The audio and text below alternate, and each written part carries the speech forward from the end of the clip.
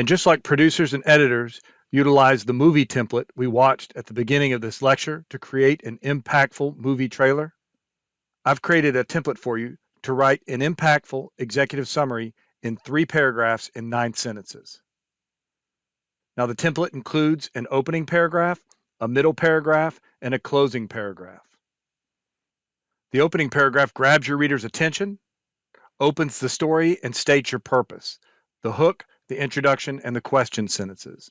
The middle paragraph identifies your inputs to inform your analysis, describes your analysis, and evaluates your results to make a judgment.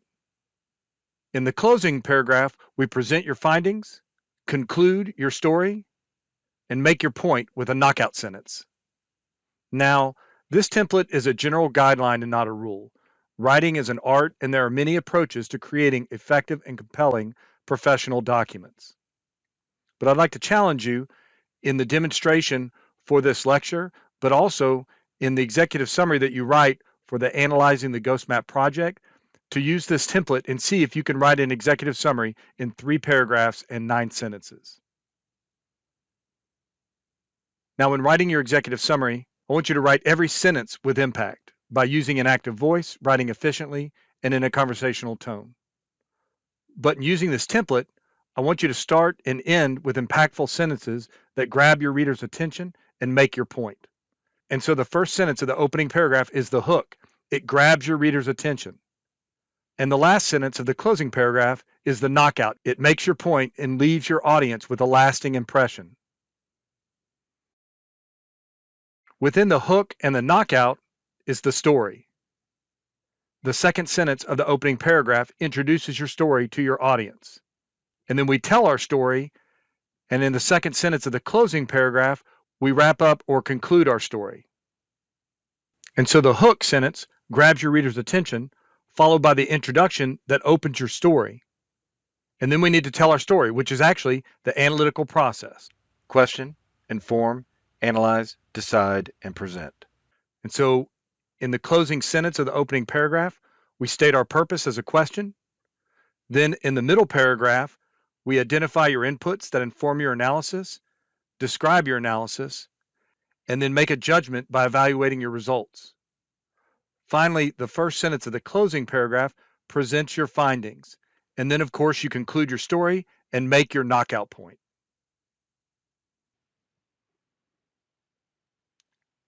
I used this template to write an executive summary for the geoanalyzing a serial killing demonstration we performed last week. In my opening paragraph, I tried to hook my audience, introduce my story, and state my question. So my very first sentence is really trying to draw my audience in. Did you know an axe murderer terrorized Austin almost 150 years ago? I'm hoping with this sentence it'll pique their interest and they'll read on. In the second sentence, I need to introduce the story that I'm going to tell throughout my executive summary. One of America's first documented serial killings, the unapprehended servant girl annihilator preyed upon Austin's young women between 1884 and 1885. And then I close out my opening paragraph by stating my question or my purpose. Can we use modern computing like geographic information systems to solve this centuries-old crime? In the middle paragraph, I'm describing my analytical process, where I'm informing my analysis with my inputs, describing my analysis, and deciding on the results of my analysis. So I open with my inputs.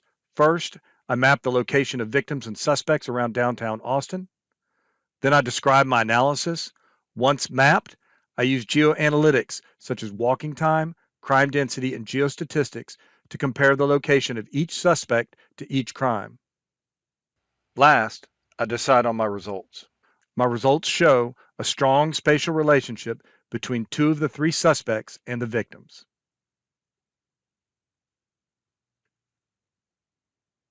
In the closing paragraph, I'm presenting my findings, concluding my story, and trying to score a knockout. The first sentence of the closing paragraph presents my findings. Although suspect Maurice the Malay cook lived within a 5-minute walk of 4 victims, Jimmy Phillips Jr. lived within closest walking distance to the other 8 victims and nearest the geographic center of the killings. Followed by a sentence that concludes my story, I believe modern computing would have improved the odds of solving this crime, and last, scoring my knockout. Armed with GIS, detectives may have even arrested the true serial killer, Jimmy Phillips Jr. Now, I'm not done yet. I need to put it all together. My 9 sentence opening paragraph, middle paragraph, and closing paragraph. But I also need to make sure that it reads as one story and that it's written in an active voice, efficiently, and a conversational tone. So I need to iterate through a few times to make sure that I'm accomplishing all those things and creating an impactful draft of my executive summary. Once I do that, then I need to share it with a peer, a coworker, or maybe even instructor and get their feedback before I finalize my executive summary. So again, I would challenge you to use this 3 paragraph and 9 sentence template to write your executive summary for the lecture demonstration and your analyzing the ghost map project. All right, at this point, you should be able to use critical thinking and the analytical process to write an effective executive summary, including explain how evaluating is part of the analytical process, where we evaluate information and analysis to come to a new understanding, a deeper understanding, or a changed understanding. You should be able to compare and contrast analysis and evaluation. Analysis leads to evaluation. With analysis, we're deconstructing information. With evaluation, we're reconstructing new information. So we're breaking things apart with analysis and we're putting things together with evaluation. You should be able to explain the role of critical thinking in the analytical process. We use critical thinking to objectively question, inform, analyze, decide, and present original thought.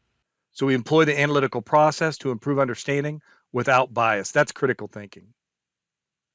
You should be able to list approaches to writing for impact, including writing in the active voice, writing efficiently, and writing in a conversational tone. And you'll write an executive summary, both as part of the lecture demonstration and with the deliverable associated with the Analyzing the Ghost Map project.